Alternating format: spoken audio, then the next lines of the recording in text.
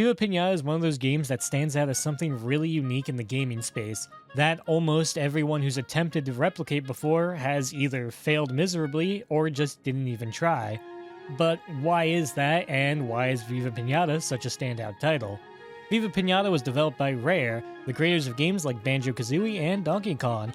The idea for the game was to make a fun gardening game, and the team picked pinatas to be the star of the show because it was quite rare in England at the time, where the company is based.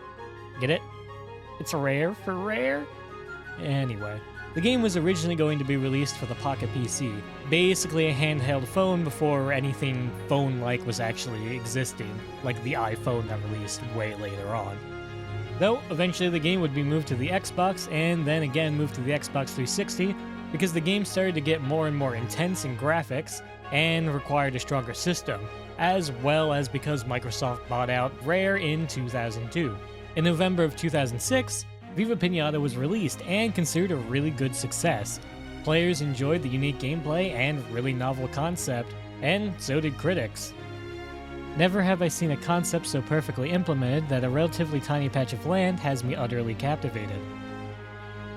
You are in charge of a garden with one simple goal: grow the garden up by planting seeds, buying buildings, and other cosmetics to decorate your garden with, and most importantly, getting as many pinatas into your garden as you can. With around 77 different pinatas to collect, the game took quite a while to get everything. Every pinata had their own requirements to appear and enter the garden, as well as requirements to just join it. Some of them were super simple, such as growing some plants, or doing something else like placing a certain object. While some required a pinata to be munched on, such as the spearmint eating a worm. Another fun thing with the game is that most of the pinatas were candy themed in their names, just adding a little more adorableness to the whole thing. Some pinatas also had evolved forms too, and some had different sets of color depending on what you fed them or what you did with them, making exploring the game a lot more fun. With the release of the game, we also got the Viva Pinata TV show. Actually, the show came out first in August of 2006, making the game seem like it was based off the show, though it just goes to show you how much this was an important IP to Microsoft, that they'd make an entire TV show before the game even came out. The show itself was met with a resounding meh. It was made by 4Kids, best known for censoring shows such as One Piece and making the infamous Jelly Donut meme. The story followed Fergie Fudgehog and his pinata friends and the random antics that they happened to get into on the island. Most of it was Fergie trying to avoid being sent to a party and smashed open, but the episodes were genuinely interesting enough. It didn't look too good though.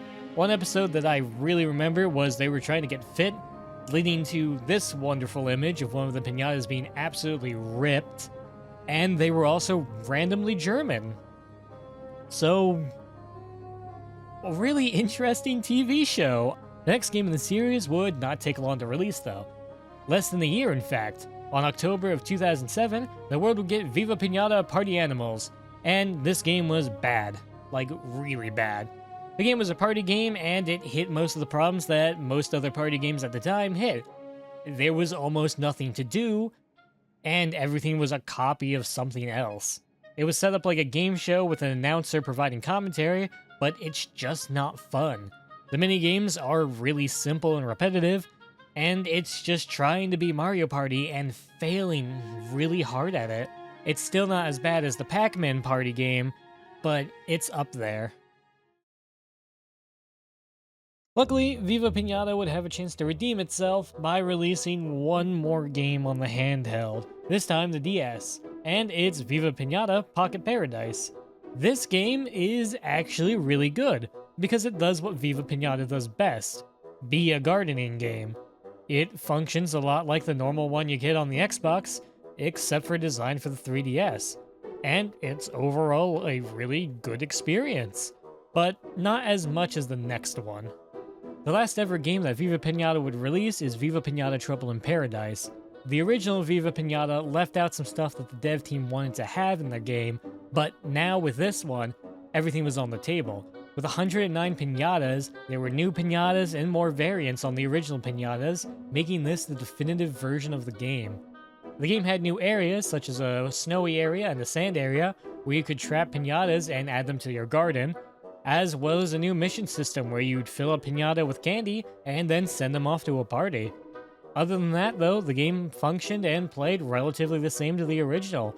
The only other stuff the game had was general tweaks and quality of life changes to make the whole gaming experience much better to play, and it really shows. The game is great. Viva Pinata is one of my favorite games of all time. It did something really interesting that no other gardening game was able to even get close to.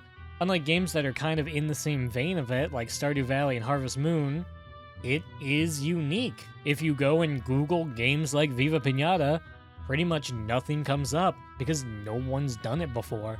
It reminds me a lot of Spore, where the game could have been really great, has a great market, and no one's touched it since. I am genuinely hoping that this game comes back.